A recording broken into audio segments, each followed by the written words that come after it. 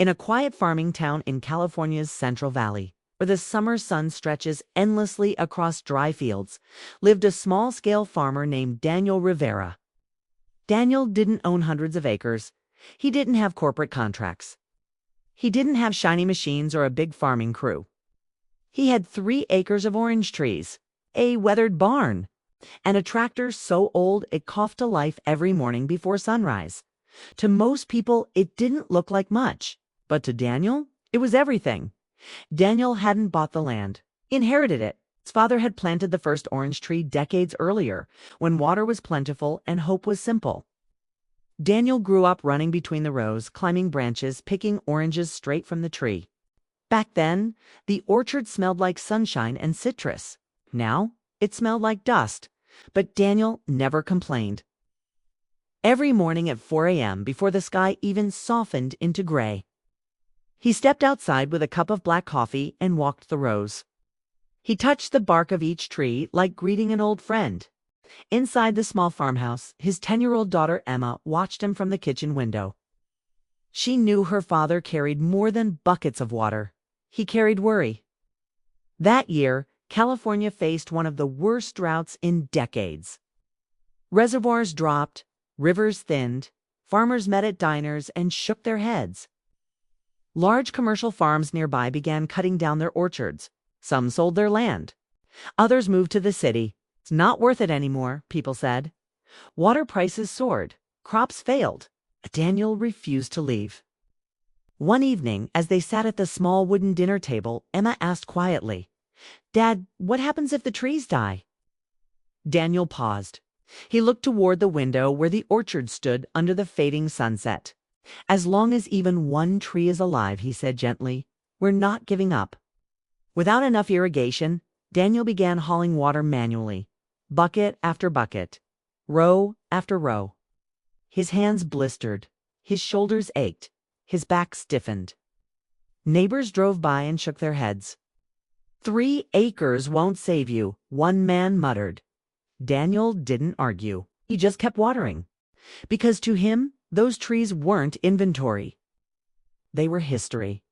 They were his father's legacy. They were Emma's childhood.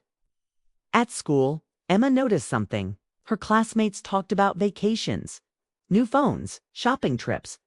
She talked about rainfall. When her teacher assigned a presentation project titled "Something That Matters to Me," the class expected slides about pets or sports. Emma chose something different. She stood in front of her class with a simple poster board. At the top, written in careful handwriting, "Save my dad's orchard." She showed pictures of dry soil, of her father carrying water buckets, of one bright orange hanging from a struggling tree. She didn't cry, she didn't beg. She just said, "My dad doesn't want to be rich. He just doesn't want to lose his trees." Her teacher wiped her eyes quietly. After class, the teacher asked if she could record Emma sharing her story again. Emma agreed. The video was simple. No dramatic music, no fancy editing. Just a young girl standing under a tired orange tree, speaking honestly. "My dad says hope grows slow. But I think it grows strong." The teacher posted it online. At first, a few parents shared it, then neighbors, then strangers. Within days, the video reached thousands. Then, hundreds of thousands. People commented, "Where can we buy his oranges? How do we help?" This is what real farming looks like.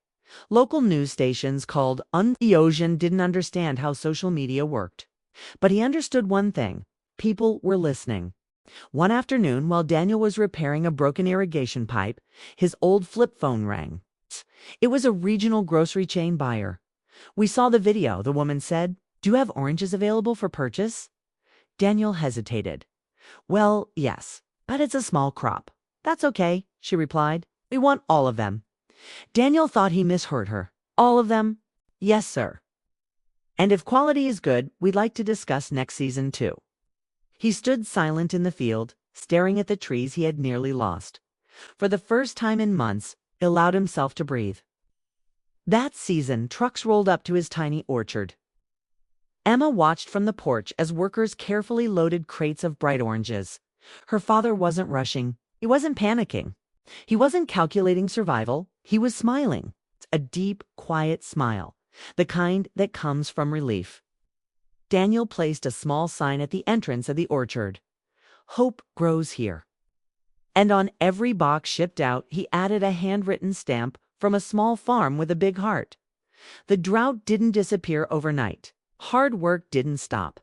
Daniel invested carefully. He upgraded to drip irrigation, planted drought-resistant trees, tended agricultural workshops. He wasn't trying to get rich. He was trying to stay steady. And something else happened too. Customers began visiting. Families drove hours just to see the orchard they had heard about. Emma gave small tours. Daniel explained soil care and water conservation.